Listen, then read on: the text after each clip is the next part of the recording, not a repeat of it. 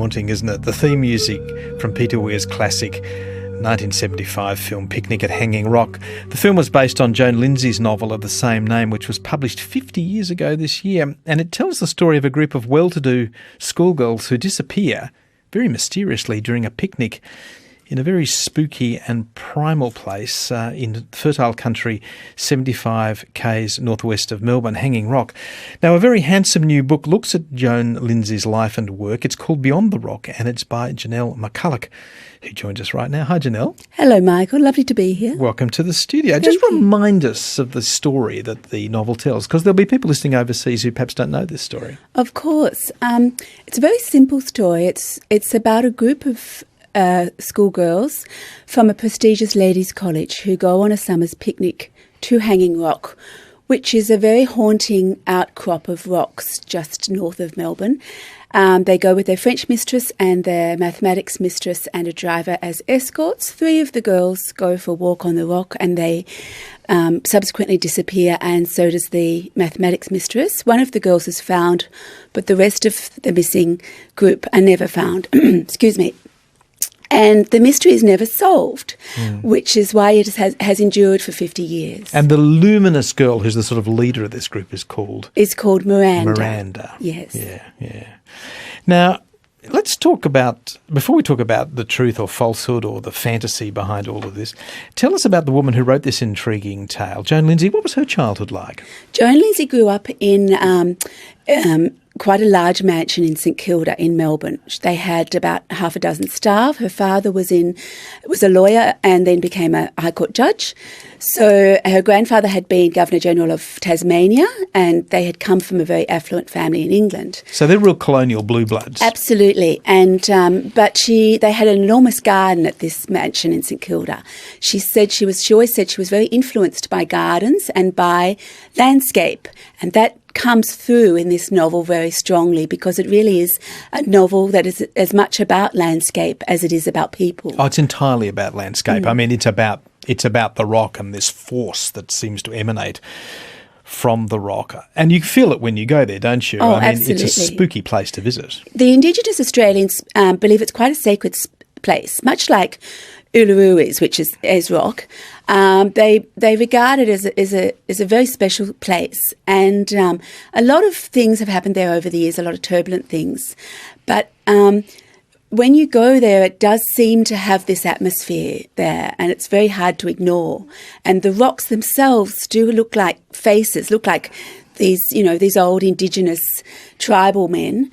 And I think that whether that's accident or Mother Nature, I don't know, but it certainly has this wonderful atmosphere. So when did she first go there? Joan Lindsay, I mean. She first went there at the age of 4 in 1900, which is the year she also set the novel. She turned 4 at the end of 1900, and her family went up there for a picnic. They went there every summer. And she spoke her first words at Mount Macedon, which is just near Hanging Rock. And it had a profound influence on her, or that summer that she spent there. But she had a great memory. Many writers do, but she remembered that year for the rest of her life. So these girls go to this posh school, and it's based on a real school, Clyde, which is actually the school that she then went to herself. Yes, it's a little bit confusing because Clyde started in Melbourne as a city school, and Joan Lindsay went to it when it was a city campus, and then the headmistress decided to move it out to the country because she wanted fresh air. She didn't want the girls to be influenced by these the city ways. So they moved to this beautiful old boarding house at Wood End, and then that was in 1919, and it became Clyde. They called it the Country Clyde as opposed to this, and they closed the city campus down. So it is a little bit confusing, but Joan did base the book on Country Clyde, but she did refute it, and that was for very good reasons. It was perhaps for legal reasons, because of course the publishers didn't want to face litigation from Clyde, or indeed any of the families who had gone to Clyde, because at that time Clyde was perhaps the most prestigious school in Australia, and all of the very wealthy families of Australia sent their daughters there it was a bit like a finishing school. So when you said she refuted it, she said that It was not based on Clyde. Nevertheless, it was a practice at Clyde for the girls to go on picnics to Hanging Rock. Yes. The first, Clyde moved out to Woodend in 1919, and the first picnic that they went on was at the end of 1919, and there is a record of this picnic in the Clyde magazine, the school magazine, and it was a very eerie and a very strange picnic that is recorded in this magazine, and that's where I found that there was distinct parallels between the novel and this real picnic that happened in 1919. Let's come to those parallels in a moment. Just stick with Joan's own life. So she finished school. She studied painting at the National Gallery of Victoria Art School, which was a very prestigious art school, which is where she met the artist Daryl Lindsay, and they got married. And one of the great strengths of your book, I reckon, is the way in which it takes us inside this very privileged world of Melbourne's social elite, which I don't know, I use the word blue bloods, you might call them the Melbourne ruling class. This class is usually invisible to most people. They're very visible to themselves because they have places they meet, schools they go to, places they holiday. You tell us that Joan herself could be a bit of a snob. She was, because she had come from this very upper class family. They were very conscious of, of being part of the establishment in Melbourne, and her father, of course, was part of the legal fraternity. So she was a snob, but then as she aged, I think she started to, she didn't like pretentious behaviour, so she actually became a bit of an anti-snob. She sort of changed tact a bit, because then of course, when she married Daryl Lindsay, he was more of a bohemian. So she was much more in tune, I think, with this bohemian life. She loved Charleston in England and the Bloomsbury set. Sure, but they're very connected to the establishment too. I mean, the thing about these so-called bohemians, which were the writers and the artists, is they sat alongside the financial elite because they're the people who buy pictures. Oh, of course. And they had these salons in England and France, and that's, I think, what she wanted to create here, mixing politicians, mixing their politician friends and their artistic friends and their influential, wealthy friends. But she was a snob, yes, but I do think she changed as she grew older, as we all do. What, we become nicer as we grow older, you reckon? So. This is book. There's a theory. This is Books and Arts, and I'm talking to Janelle McCulloch, who has produced a very, very handsome book called Beyond the Rock, The Life of Joan Lindsay and the Mystery of Picnic at Hanging Rock, which is full of beautiful illustrations. Now, at the heart of this book, it seems to me, is this tantalising prospect or proposition that there's something true about the story. And you start by telling us that she wrote a preface to the book, only part of which was published. The last two sentences were struck out by the publisher. And in the sentence that was struck out, she said, this story is pretty much true. She says this story is entirely true. And she uses the word entirely. Entirely true. Okay. Now, the publisher said, no, I don't think we should say that. No. So the whole premise of the book depends on why the publisher did that and what she meant by saying this is entirely true. Now, you say, or you quote friends of Joan Lindsay who reckon that she was a mystic, and I feel that you sense that this is key. Well, it's very difficult because it's such an esoteric thing, isn't it? And very few of us understand what a mystic is and how they work. But I do. I think a mystic is a charlatan. Well, a lot of people do. Yeah. A lot of people do. Yeah. So I just have to go on what her friends... I didn't know Joan, and I have to really quote... I was very careful not to put my opinion in, and I sit on the fence anyway, but her friends felt that she... So sitting on the fence means you think there's something in it? Well, no, sitting on the fence means that I've put on my journalist's hat and I'm a little bit sceptic and I'm a little bit open-minded.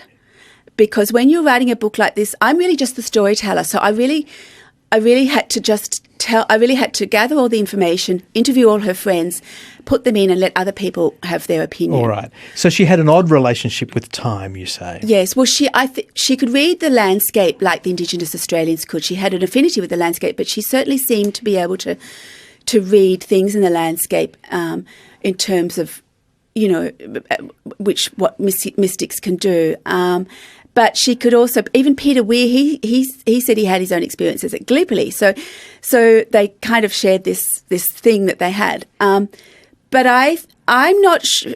I think she tended to play down that, and I think she was nervous, as Peter Weir probably was, about what people thought. Yeah, but you say she had actually had an experience of a kind of time Well, Martin slippage. Sharp said that. Martin Sharp was a very famous artist, as I'm sure you know. He's a very famous Australian artist, and he grew to know Joan Lindsay quite well on the set of Picnic at Hanging Rock. And she told him that she had had a profound experience in 1900 at Hanging Rock. At the end of 1900, when she was 4, she'd just turned 4, and she'd just said her first words, and it may well have been like at the start of 1901, because the summer obviously in Australia goes from 1900 to 1901. But she told Martin Sharp that she had had a profound experience at the Rock. She said it was when she was young and with her sisters, and there seems to be more to that conversation, but he would never really elaborate. He just said there was something that happened at the end of that year. And whether he wouldn't elaborate or she wouldn't elaborate. This is when she's an adult, she has this experience. Yeah, she was 4. She was aged 4. Oh, you mean when she was 4? Yes. She remembers having a kind of time slippage experience. Well, she had a remarkable memory. Even when she was 70, she could remember things that had happened to her. Right. She was also a great writer. I mean, obviously she couldn't write when she was 4, but she had this incredible memory, like some people do.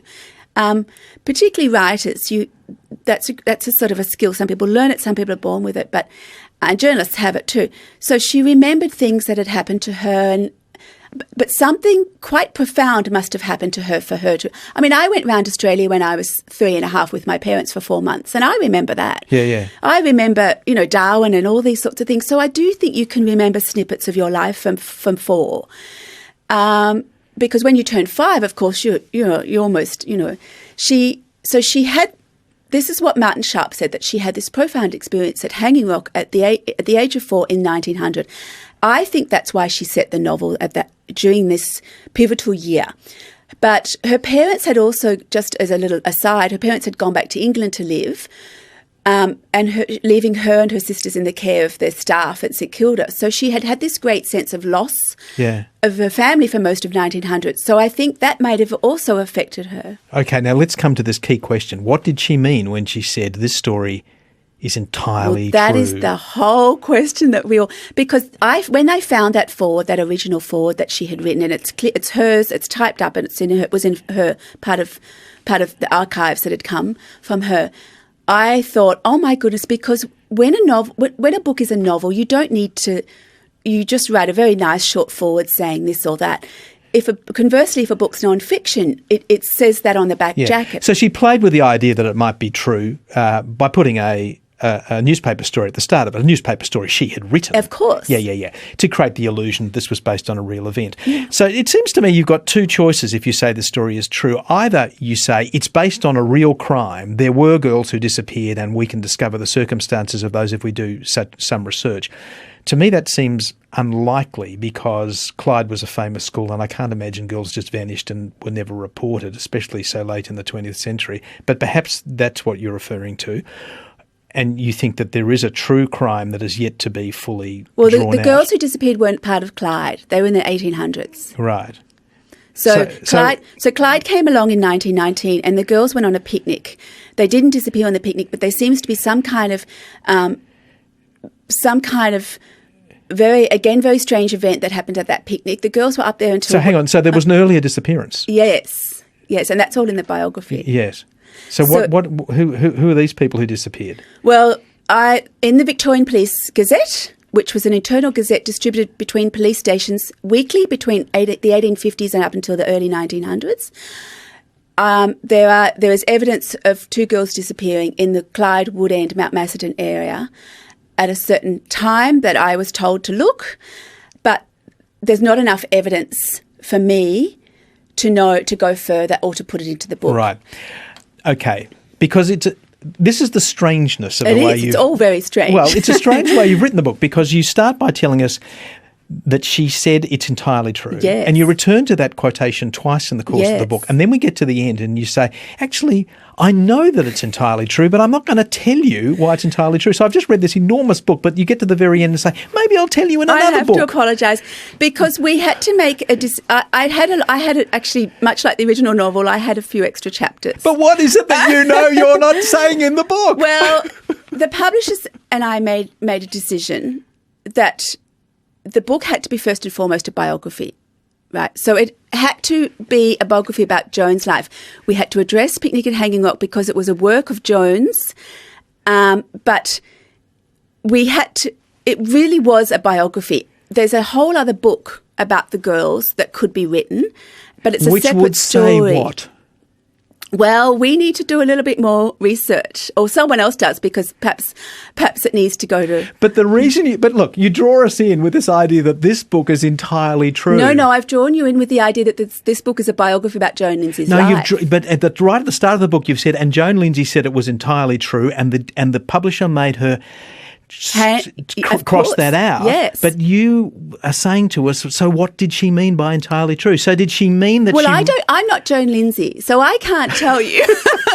I'm just putting this in the book, right. And this is for readers to work out, because I can't say why Joan Lindsay did that. I asked Sandra Forbes, who was the original editor on the book, why she did that. I tracked her down, and she's lovely. She's still alive. And I said, why did you cross out that? And she said... She was a little bit ambiguous, to be honest, but she said, we just made a decision to try and make it a work of fiction. So, which is how it comes across. Of course. We've only got a few minutes, but we need to deal with the final chapter.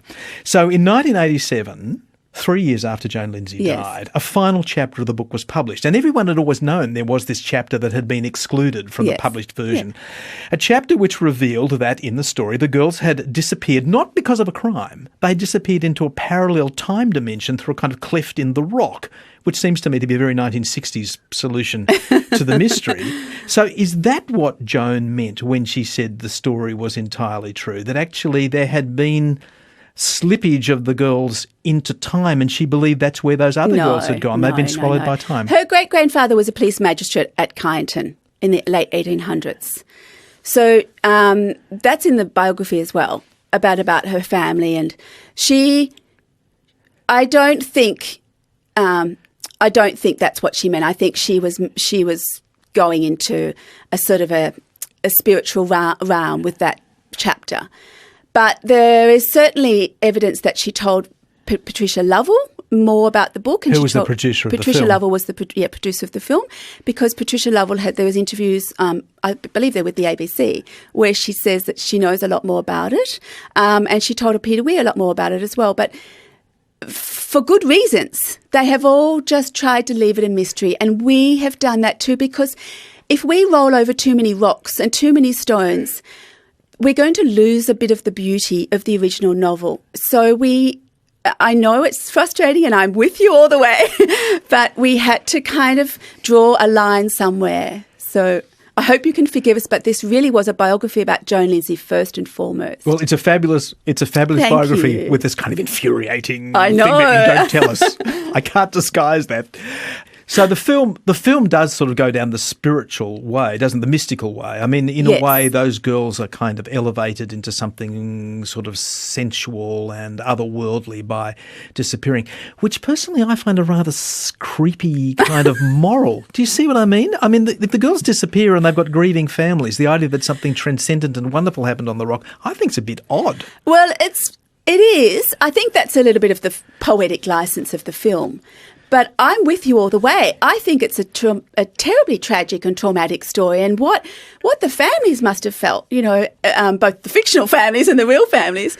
So I think Peter Weir was influenced by David Hamilton, he was a great, and he was also influenced by Henri Cartier-Bresson, who was a photographer. So this film was imbued with very sort of ethereal beauty, had a very painterly quality. David Hamilton is now disgraced. I know, he's terrible. But his photographs, back in the time that Peter Weir made this film, were seen as these sort of, I shouldn't have mentioned David Hamilton, but let's go to Henri Cartier-Bresson. But we can't go anywhere because we've got to stop because time mysteriously has closed over us and swallowed us up.